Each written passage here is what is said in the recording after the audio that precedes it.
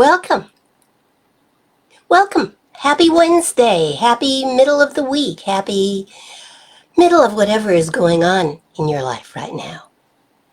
Our intention in being here is that if you need a little lift, if you need a little faith, if you need a better understanding of your relationship with Spirit, well, that's why we're here.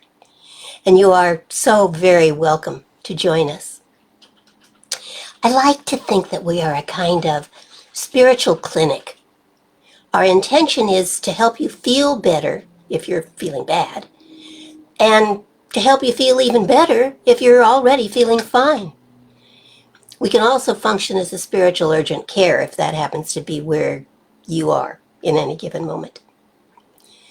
To get us all playing off the same page, I invite you to listen to the following words, and if they resonate with you, please understand that this is a very foundational explanation of what it is we believe in here. There is a creative, motivating power in the universe. Call it what you will. It is the intelligence and the power behind all of creation. And it is the life within each of us. I know it, I feel it, I believe it. And so it is. There seems to be a lot of stuff going on in the world these days. Busy stuff, scary stuff, bad stuff, good stuff. Who's to say?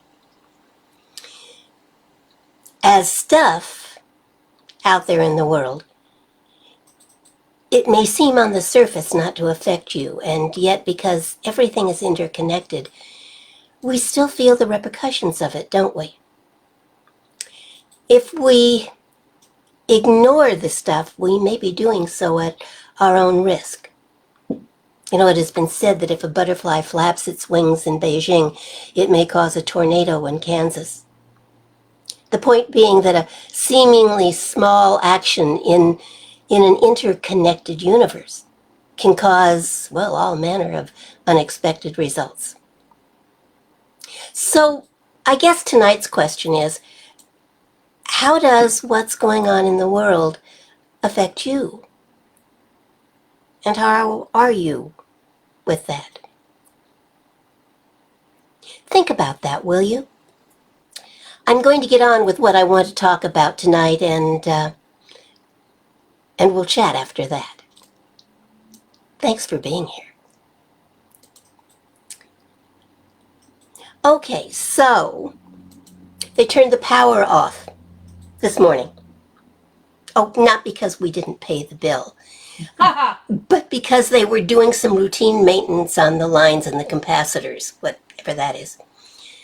The power was scheduled to be off between 1:30 a.m. and 5:30 a.m., which feels like last night, but it really was this morning. So other than making sure my computers were off and knowing that I would have to reset every clock in the house in the morning, I went to sleep last night pretty much not worried about the power being off. Or so I thought. But you know how the mind works, and it can be really devious. So I got up sometime in the middle of the night and looked outside, and it was seriously dark. I looked for a clock to tell me what time it was, and then realized that the power was off, and so were all of the clocks. And then I looked for my clock on the nightstand because it's battery operated, but it was too dark in the bedroom to find the clock, let alone see what time it was. So I finally just surrendered to the darkness and went back to bed with the realization that I had the capacity to know what time it was, but no power to see it, which led me to thinking about consequences. consequences of the lack of power, and how many times in my life I have felt powerless, and, well, so went a good part of the night, or more accurately, a good part of the morning. All of which, when I finally got up because it was light and the power was back on, sent me directly to the dictionary. First, I looked up capacity, and ignoring all the scientific definitions of electrical capacitors, since I hadn't a clue what that meant, I found the following. Capacity: the power of receiving impressions, knowledge, etc. Actual or potential ability to perform, yield, or withstand. The power of receiving or containing. The quality or state of being susceptible to a given treatment or action. I'll get back to that last one. So while capacity itself is pretty exciting stuff, spiritually speaking, the idea of unlimited capacity really blows my mind, especially early in the morning, and it was early. Unlimited capacity then is infinite, unlimited power to receive impressions. Infinite, unlimited power to gain knowledge. It is the infinite, unlimited ability to receive or contain, or perhaps even receive and contain, to hold, to own, to live without limits. What is so exciting to me here is that I am not talking about measurements or electrical capacitors or anything other than you. Yes, you. And your unlimited capacity to do all that and be all that. Let me take these ideas apart for a moment. We all have the capacity, the power of receiving impressions and knowledge. Yes? Yes, we do. We have the capacity for it. We receive impressions and gain knowledge all the time, don't we? We learn from books, from teachers, from our computers, from life. We really are non-stop learners. And we pick up impressions everywhere from everything that touches our lives, whether we are aware of it consciously or not. We make decisions about people and places and things based on the subtle or not so subtle impressions we receive. This person is good or safe or bright, based on a feeling without any real knowledge. And we appear to be unlimited in our capacity to add knowledge and to receive impressions. We just keep learning, don't we? And we keep on feeling, intuiting, perceiving, without any end in sight. We have an unlimited capacity for it. We also appear to have an actual or potential ability to perform, to yield, or to withstand different things. Let's break that down. Starting with the simplest, the ability to perform. We are, all of us, pretty much always performing in one way or another. We are always doing. I may be performing tired, or I just can't do another thing, but I am nonetheless performing, acting. I cannot not perform. I cannot really do nothing, unless, of course, I'm a corpse. And then you're busy being a corpse. We also have an unlimited capacity to yield, as in to produce. As long as we are alive and moving and thinking, we are producing. We're producing cells, germs, products, impressions, and quite literally As long as we are thinking, we are creating. Thoughts are things. And we do a lot of thinking. Excuse me for just a second here. We also, according to definition, have an unlimited capacity to withstand, as in to put up with, to tolerate. And I believe that too many of us are withstanding when we could be creating or receiving and containing much more good in our lives. We live and move and have our being in spirit, in the essence of creation itself, in pure, creative, powerful, amazing, unlimited spirit. We contain, each of us, the infinite. And to the extent that we are willing to acknowledge that something in us really does know that, we can use it. To the extent that we are willing to learn how to channel that energy in positive directions. To the extent that we are willing to stop withstanding, putting up with, limited thinking and groundless fears, and actually begin doing what we are guided to do by the spiritual impressions and knowledge that we receive. To that extent, we will seriously begin to use the power we contain to yield amazing lives. See, it all kind of fits together. Because it keeps coming up, not just in my words when I talk about spirit, but in the dictionary when I look up words like capacity, let me define another word. A word that may seem to need no definition, but I think perhaps it couldn't hurt.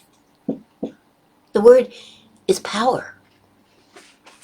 Power, according to Random House, is the ability to do or act. The capability of doing or accomplishing something. Doing or accomplishing. Notice the action words. The dictionary also states that the word is often used as powers, plural, more than one, and refers to particular faculties or capabilities of mind or body, as in creative powers. Power is a great or marked ability to do, to act. Power is strength, might, authority, or ascendancy. To a greater or lesser degree, we all experience power. We have an unlimited capacity to receive impressions, and we pick them all up, good and bad. Thank God we also have an unlimited capacity to learn from our successes and especially from our failures or our errors, which is what we are intended to do. Because in learning, we can exercise our unlimited capacity to perform at a higher level, to yield, next time, a greater good, and to stop withstanding that which does not support our magnificence, our creative ability as expressions of spirit. Because we contain spirit, remember the kingdom of heaven is within you. We have an unlimited capacity to receive, and we do. And we receive according to our beliefs. If we believe that we are powerful, if we believe that we are blessed, if we believe that we can do it, we receive in accordance with those beliefs. If we believe the opposite, well, we receive or seem not to receive according to those same rules. What we affirm for ourselves, what we believe in the depths of our hearts and minds, that we create. We have the capacity, the unlimited capacity, to create better, greater, more peaceful, more fulfilling, more beneficial lives. We have the capacity. It's built in. It's God-given. It's factory installed to be more. We have the power.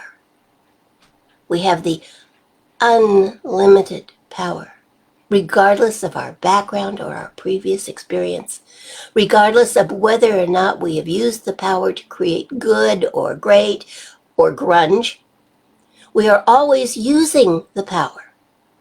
Always. It's like electrical power. It's always out there. And you can be connected to it, or you can pretend it's not there for you and act accordingly. But it is there for you, and you can connect to it in a greater way, and you can turn it up. We have the capacity and the unlimited power, and there is nothing stopping us from using it, unless, of course, it's our own fear or our own beliefs. Random House says fear is a distressing emotion aroused by impending pain, danger, evil, etc., real or imagined. Metaphysically, we often say fear is false expectations appearing real.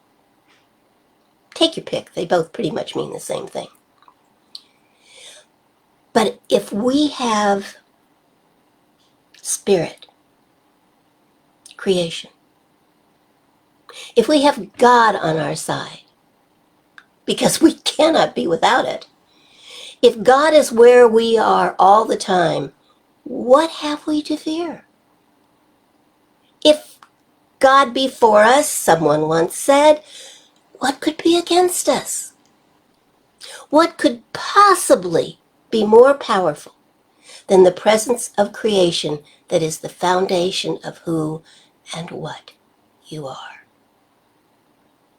What could be more resourceful than the presence of creation that is the truth of you?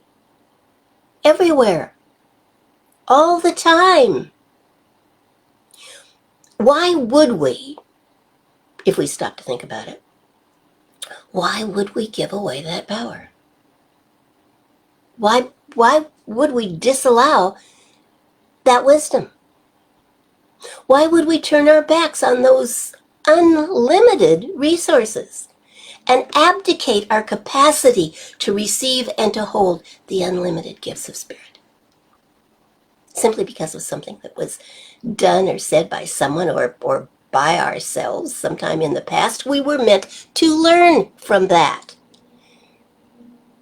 That was a time in which we did not yet understand our unlimited power. But we weren't meant to fold under it, but to increase our wisdom.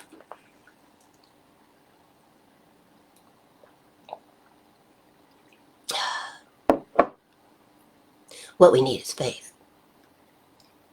We have to have faith. And faith really is the willingness to be spiritually fearless. Without fear, bold, brave, intrepid, dauntless, undaunted.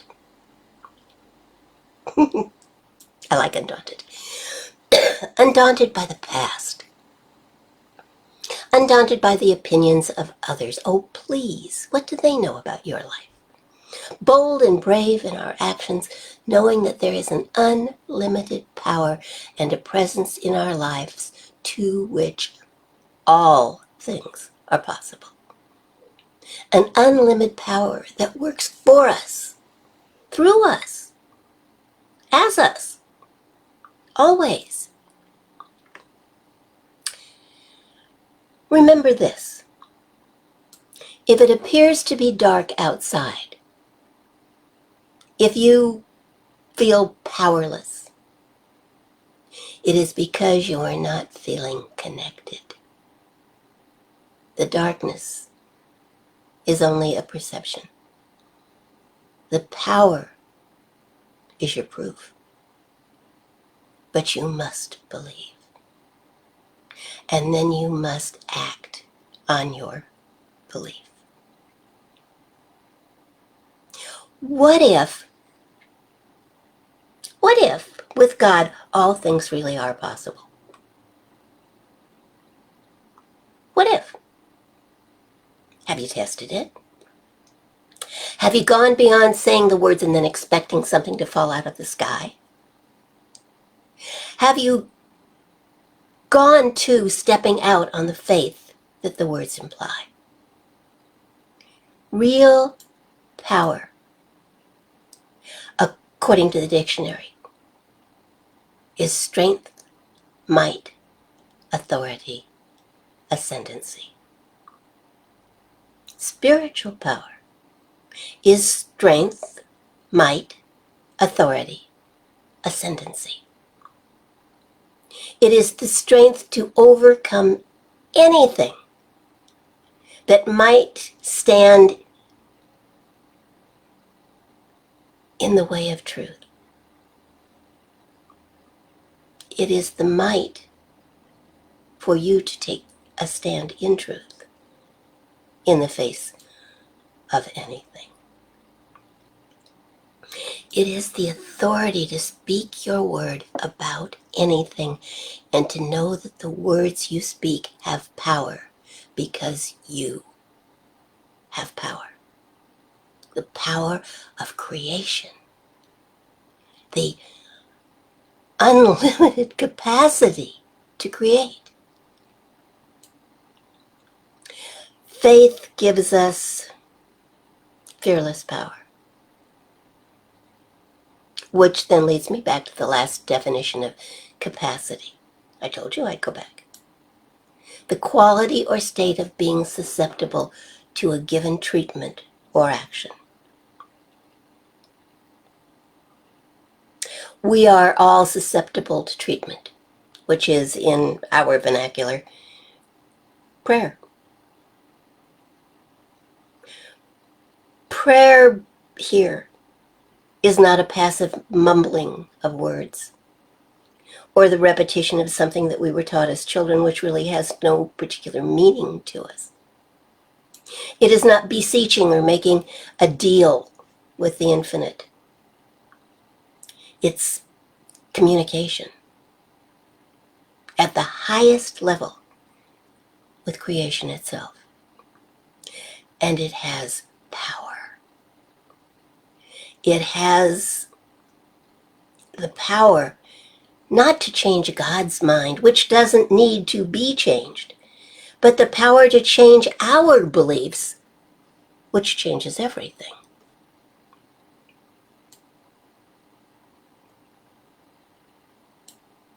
Jesus said it is the Father's good pleasure to give you the kingdom.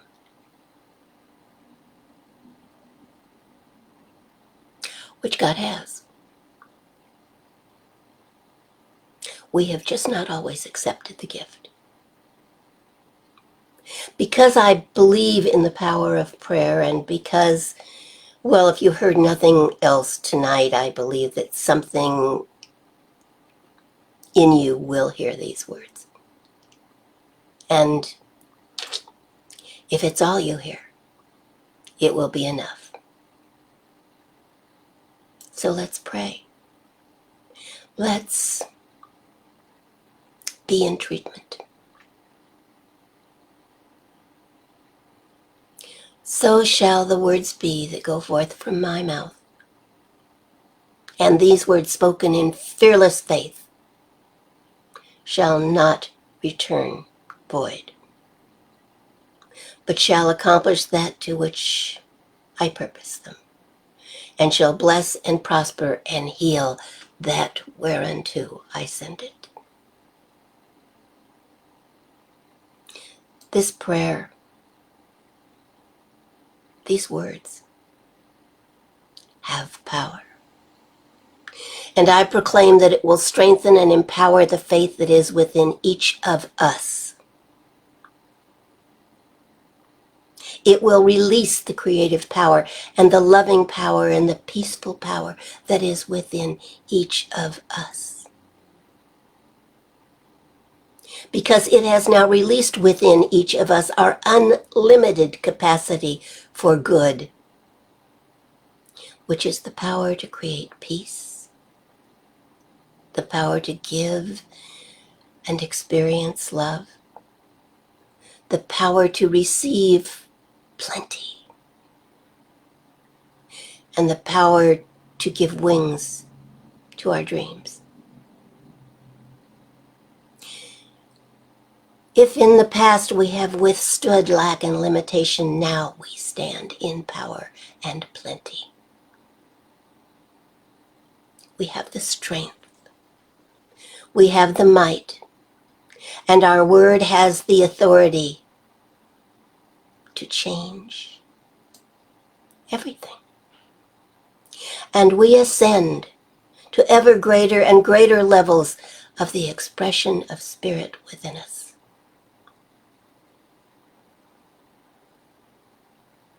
Gratefully,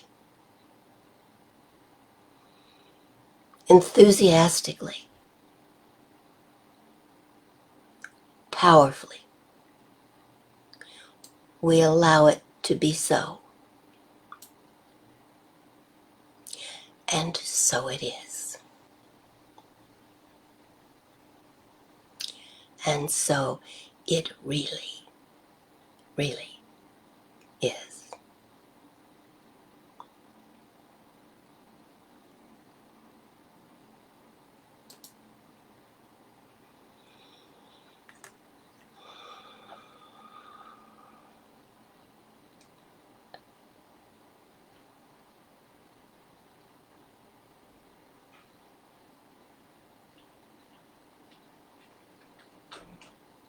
Thank you. So what now do we do with this power?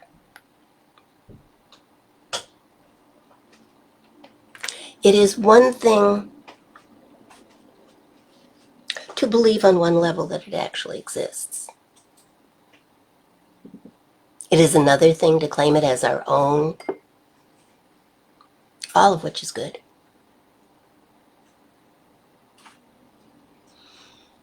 But a wise man once said that faith without action is dead. So what do we do?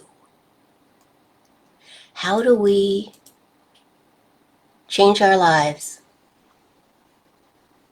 and thereby change the world using our capacity for good and our power to make a difference?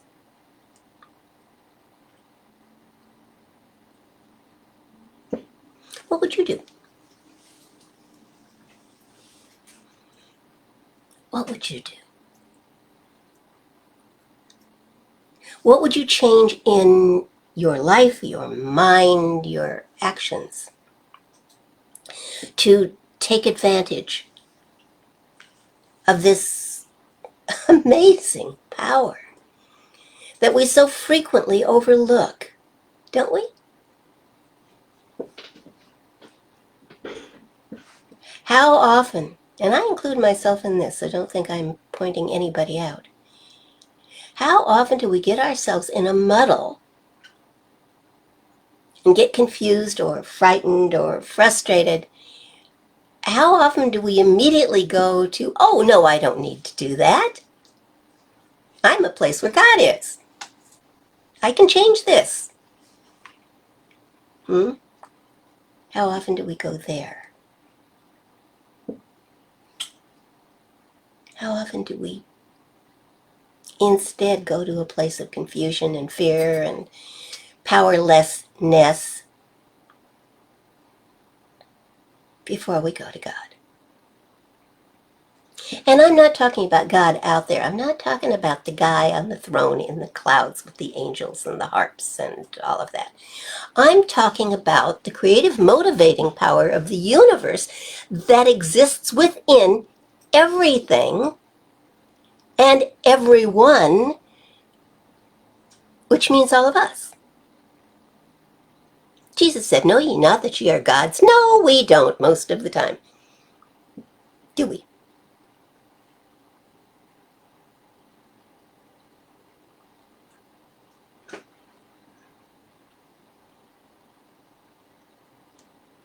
What would you change? What gets in your way?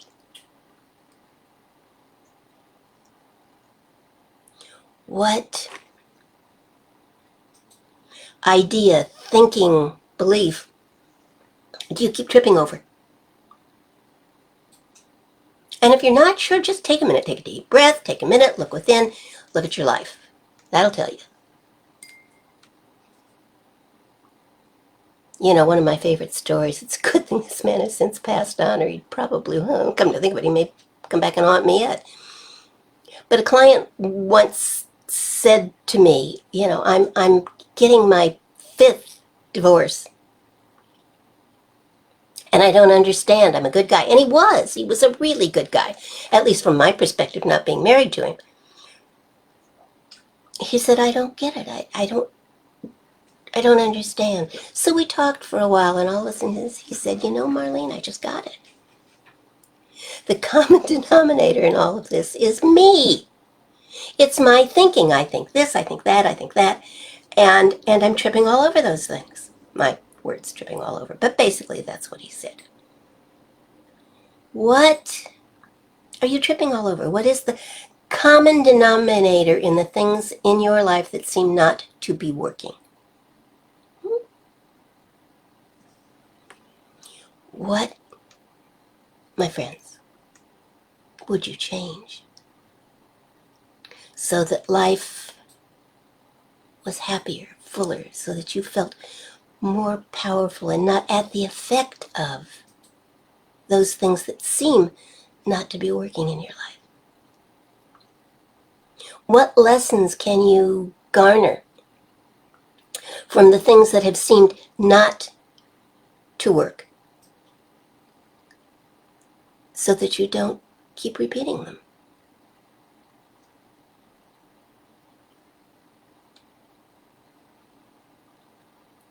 What can you think more clearly, do more gracefully?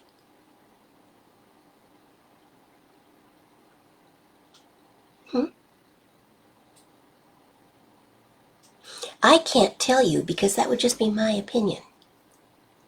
You don't need my opinion. You don't need anybody else's opinion. You know yourself better than anyone does. What can you change to make your life richer, better, fuller, more peaceful, more joyful, more creative? What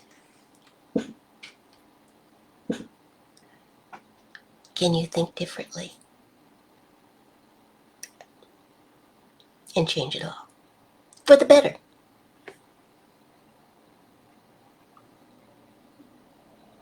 So, what can we pray for? Talk to me. What are you willing to ask for prayer for that might change your whole life for the better?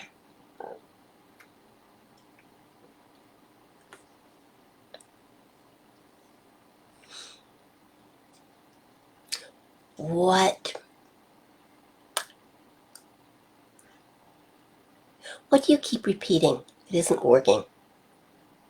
How often have you found yourself in a place going, oh no, not here again? Hmm?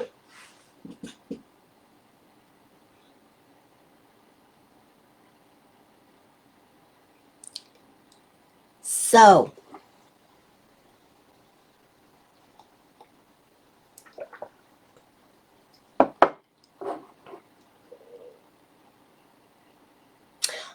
I'm going to pray. And while I am praying, I would ask you to let me know if there is anything that I can pray for you.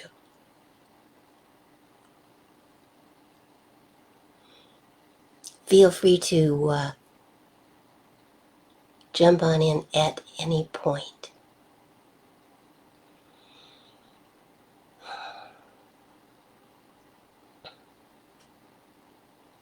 Ernest Holmes was right, you know.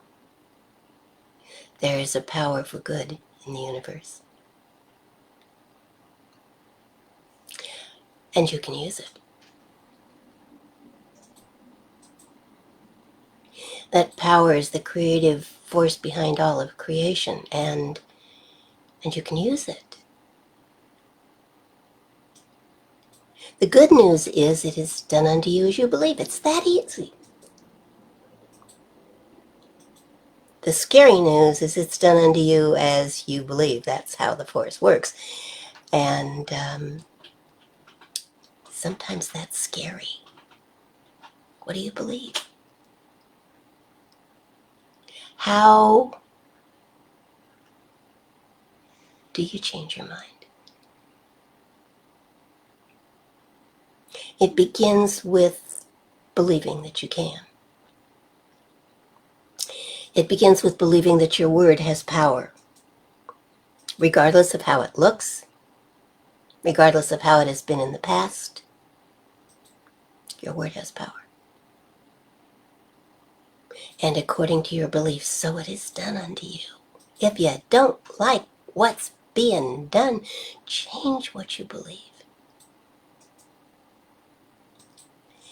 Let's pray.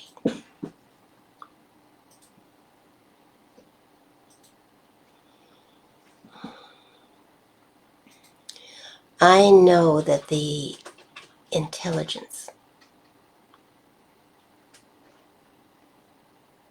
the wisdom, the power of the universe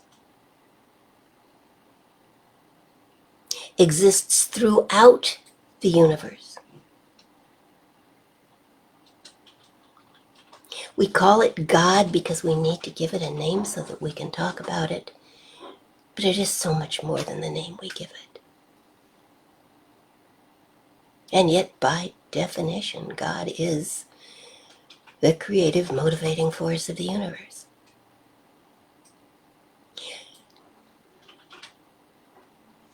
I know that whether I'm looking through a telescope at the farthest star, as deeply into the cosmos as I can possibly look, or whether I'm looking through a microscope at the tiniest, the smallest, the infinitely littlest of things,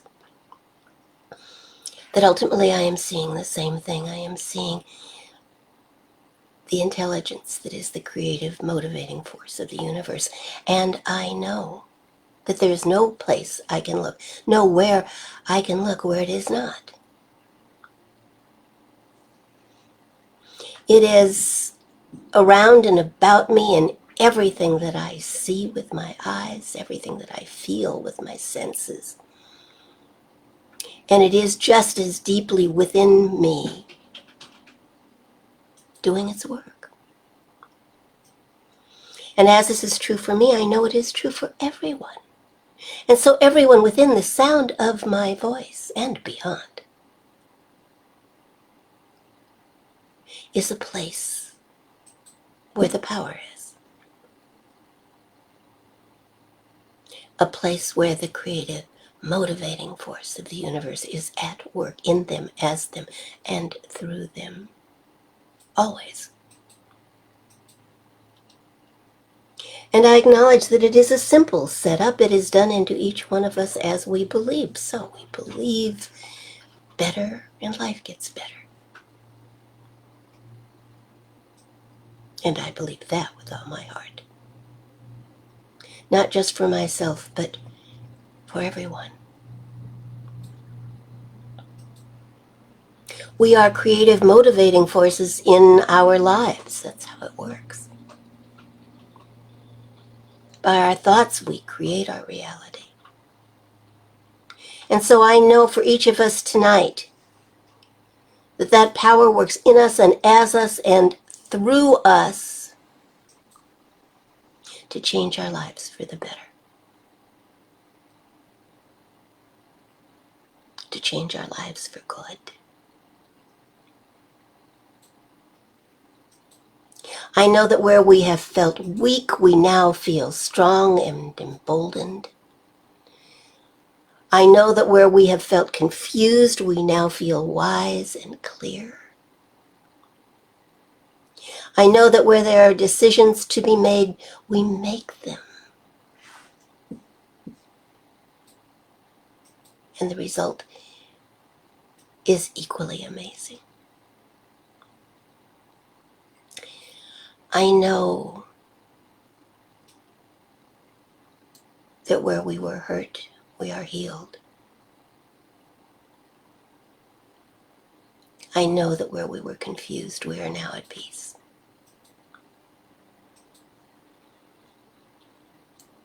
I know that where we felt unloved, we now are filled with the love of God. And we are missing nothing. We're missing nothing.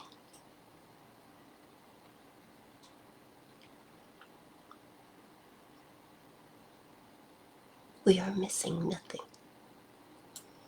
The power of creation itself abides within each one of us, and that which we claim for ourselves becomes our reality. And that is good.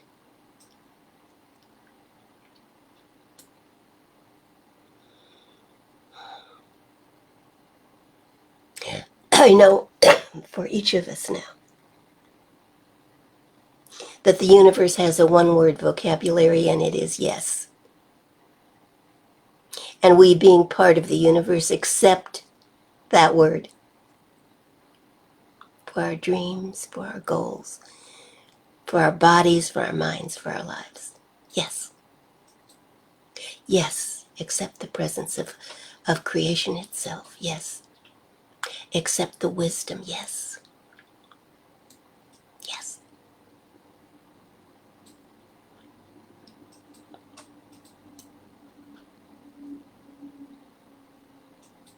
All things in each of our lives are now turning to good. Our thoughts, our actions, our beliefs, our results. All turning to a greater understanding and a greater good. And there is no separation between our human existence and our divine reality.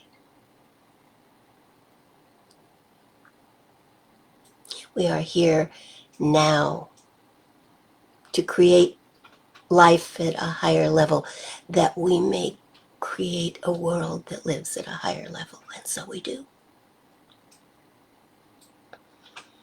And I am thankful for the power that abides within each of us. I am thankful for the good that comes of the words that were spoken this night. I am thankful that those who needed or wanted to hear these words have done so and are now transforming their lives for good by the changing of their minds.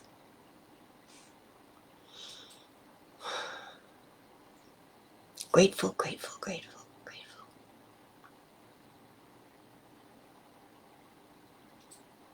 That things are now and will continue to be better than they have ever been. And we let that be so. And so it is. And so it is.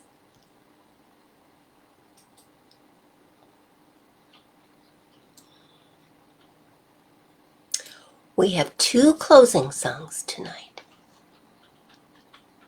Well, I don't want to be accused of lack of diversity.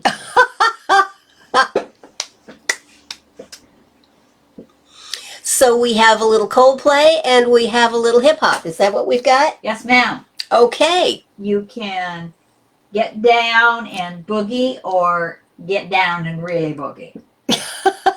Your level of booginess Yes, your boogie um, level. can be measured by which song you prefer, and I'm not gonna voice an opinion one way or the other. I'm not. Smart. Yeah, I think so. So that's it for me for tonight. I've said everything I came to say. Jennifer last week asked for, in prayer, for love for the world. I love that. So, in those things we have claimed for ourselves and for the world, and for those that we love tonight, let us also claim love for the world. And success in all of our endeavors. And lots of yeses, Laura. Lots and lots of yeses. Those you give to yourself will even increase the yeses that you receive from the world at large and from the universe. Know that. Trust that. It's been a good night. I thank you for being here. I thank you for checking in and listening later if that's your choice. I'll be here again on Sunday at noon and next Wednesday at 7, and I'll be looking for you. I love to be with you. So please, come be with me. Trust yourself. Listen to the closing songs. Let me know which one you like the best. It'll help the music department in making further selections. Yeah, I'm not sure that the music department, well, sure, the music department's always open. Our light is always on. The light is always on. We'll keep a light burning in the window for you. Love you. Take care of yourself. Have a great rest of your week. And see you on Sunday. Good night. Go with God. Easy to say, because you really can't go any other way. And so that is